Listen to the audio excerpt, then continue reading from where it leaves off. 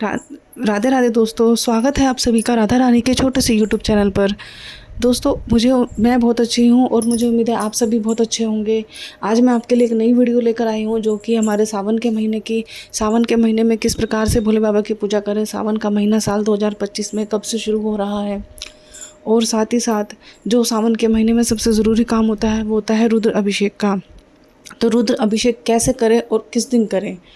तो अगर आपको मेरी वीडियो अच्छी लगे तो मेरे चैनल को सब्सक्राइब कीजिएगा, मेरी वीडियो को लाइक कीजिएगा, शेयर कीजिएगा, कमेंट कीजिएगा। तो सबसे पहले हम बात करते हैं दोस्तों सावन के महीने की कि ये सावन का महीना कब से शुरू हो रहा है।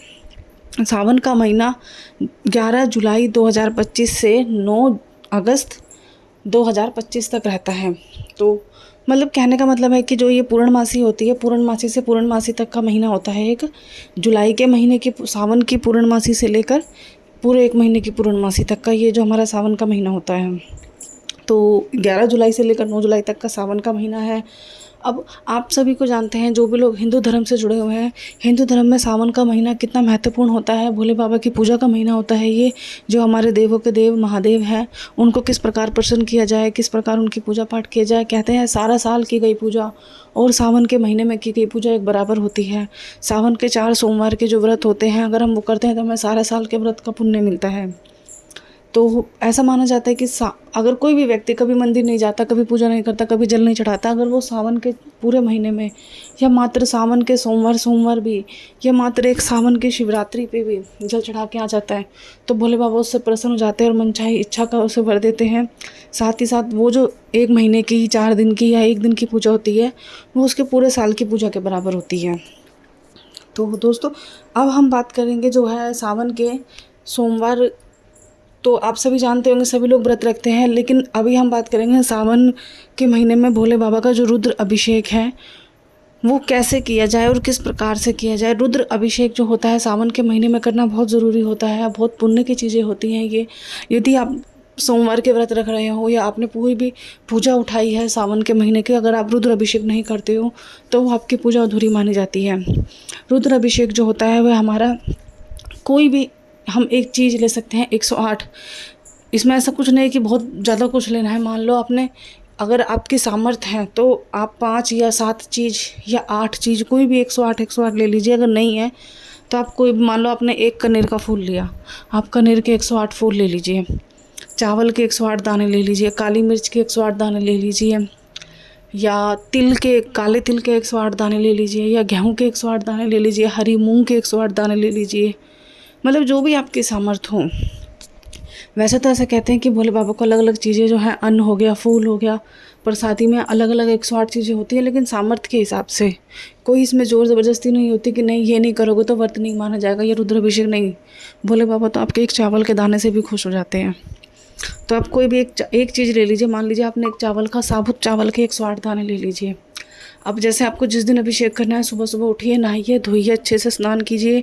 एक बात ध्यान रखिए, महिलाओं के लिए, पुरुष के लिए भी है वैसे ये बात, लेकिन खासकर महिलाओं के लिए है कि जो भी महिलाएं अगर व्रत रखती हैं सोमवार का या सावन के सोमवार का या कोई भी सोमवार का व्रत, ये भोले बाबा से जुड़ा कोई भी व्रत आप रखते हो, आप अगर व्रत वाले दिन अपने बाल धोते हो तो ध्यान रहे कि आपके बालों का पानी जब तक सूख नहीं जाता, पानी बालों से टपकना बंद नहीं हो जाता, तब तक आप पूजा नहीं कर सकते।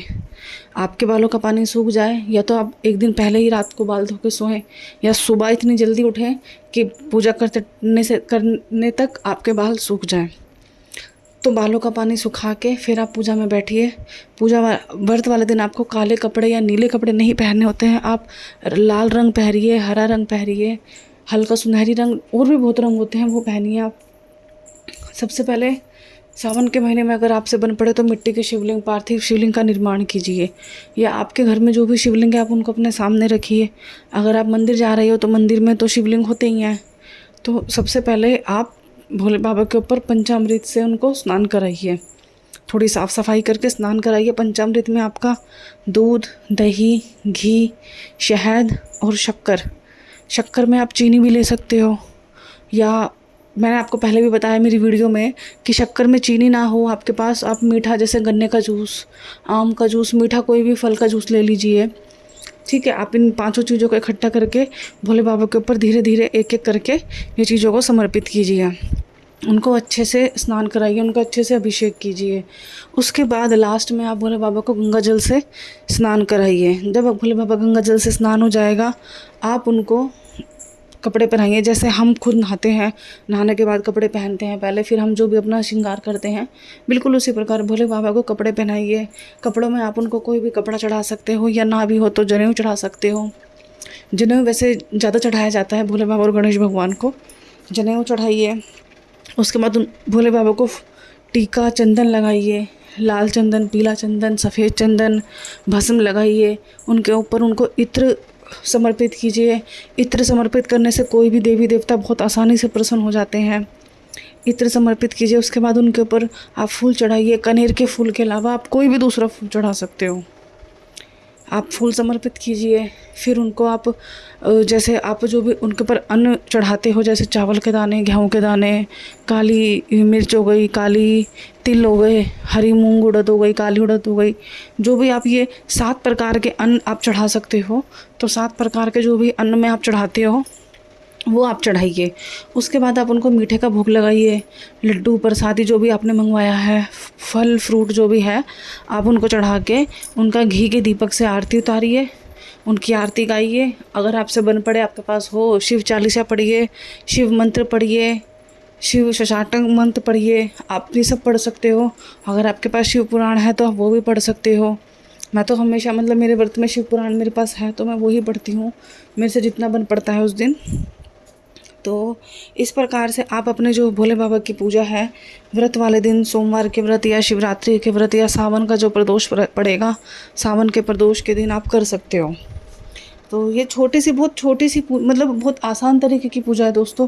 करने को तो बहुत कुछ कर लो, लेकिन कहते हैं ना भोले बाबा बहुत आसानी से, बहुत सिंपल तरीके से बहुत प्रसन्न हो जाते हैं आपसे। आप अपने पूजा को जितने सिंपल तरीके से रखोगे ना, उतना ही वो आपसे प्रसन्न हो जाएंगे। आपके पास अगर कुछ नहीं है, आप थोड़ा सा भी करोगे ना, एक फूल नहीं है आपके पास, आप कोई भी अपने पेड़ की पत्ती तोड़ के चढ़ा दोगे ना, तुलसी के अलावा, कनेर के अलावा, सॉरी ये केतकी के फूल के अलावा, तो वो तब भी खुश हो जाएंगे। बस केतकी का फूल और तुलसी के पत्ते नहीं चढ़ाए जाते, ठीक है। तो ये तो छोटी सी पूजा थी जो आपको समझ में आ गई होगी। इसके अलावा अब हम जानते हैं कि रुद्र अभिषेक भोले बाबा का किस किस दिन करना है। तो देखो, जैसे सावन शुरू हो जाएगा 11 जुलाई से 9 अगस्त तक, तो आपको रुद्र अभिषेक करना है 14 जुलाई को। उसके बाद आपको करना है 21 जुलाई को। फिर आपको करना है 28 जुलाई को। फिर आपके पास दिन रहेगा 25 जुलाई का। और फिर आपके पास दिन रहेगा 29 जुलाई का। अब मैं आपको बताती हूँ सारे दिन पड़ कब रहे हैं।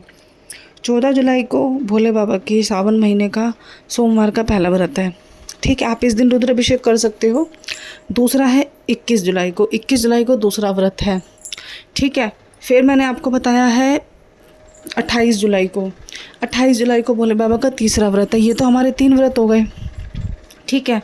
इसके अलावा अब आपको करना क्या है, जो आपका पड़ेगा 4 अगस्त को चौथा व्रत, यानी कि जो हमारे सावन के 4 सोमवार के व्रत पड़ेंगे, चारों सोमवार के व्रत।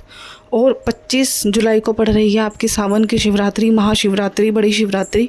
आप 25 जुलाई को महाशिवरात्रि वाले दिन रुद्र अभिषेक कर सकते हो। अगर आप किसी भी कारणवश सावन के 4 सोमवार या महाशिवरात्रि वाले दिन रुद्र अभिषेक नहीं कर पाते हो, कोई भी दिक्कत, समस्या, कोई परेशानी आपको आ जाती है, तो आपके पास जो सबसे अच्छा दिन रहेगा वो रहेगा 29 जुलाई का। उस दिन है आपकी नागपंचमी। नागपंचमी वाले दिन आप भोले बाबा को रुद्र अभिषेक करा सकते हो, साथ ही साथ नाग देवता की भी पूजा कर सकते हो। अगर आपसे वो भी नहीं हो पाता है ना दोस्तों, तो जैसे कि मैंने आपको बताया भोले बाबा के सावन महीने में प्रदोष व्रत पड़ेगा। तो जिस भी दिन आपका प्रदोष का व्रत पड़ेगा, शायद 6 तारीख को या 7 तारीख को पड़ेगा, तो क्योंकि 9 तारीख को तो सावन का महीना ख़त्म हो जाएगा, तो मेरे ख्याल से 5, 6 या 7 के बीच में ही पड़ेगा। वो मैं आपको बता दूंगी, अपडेट दे दूंगी उसकी, कब प्रदोष व्रत पड़ेगा। तो आपके पास अंतिम अवसर रहेगा प्रदोष का व्रत वाले दिन। आप भोले बाबा का रुद्र अभिषेक करके उनको प्रसन्न कर सकते हो, अपनी मनचाही इच्छा पूरी करा सकते हो, ठीक है। और इसके अलावा तो जैसे मैंने आपको ये सावन के 5 सोमवार के व्रत बता दिए हैं, किस प्रकार इनकी पूजा होगी, किस प्रकार रुद्र अभिषेक किया जाएगा। अब मैं आपको दोस्तों एक ऐसे उपाय बताती हूँ सावन के सोमवार के। अगर आपके मन में कोई भी ऐसी इच्छा है, जैसे कोई महिला है उनको संतान की प्राप्ति नहीं हो पाती है, तो वो पूरे सावन के 30 दिन अगर भोले बाबा के ऊपर 11 गेहूं के दाने रोज़ नित्य नियम, गेहूं जो होता है हमारा वंश वृद्धि के लिए होता है और भोले बाबा के ऊपर गेहूं के दाने वंश वृद्धि के लिए ही चढ़ाते हैं। तो गेहूं के जो दाने होते हैं 11 दाने प्रत्येक रोज़ आप पूरे 30 दिन भोले बाबा के शिवलिंग पर चढ़ाइए और संतान प्राप्ति की इच्छा मांगिए, तो आपकी ये इच्छा ज़रूर पूरी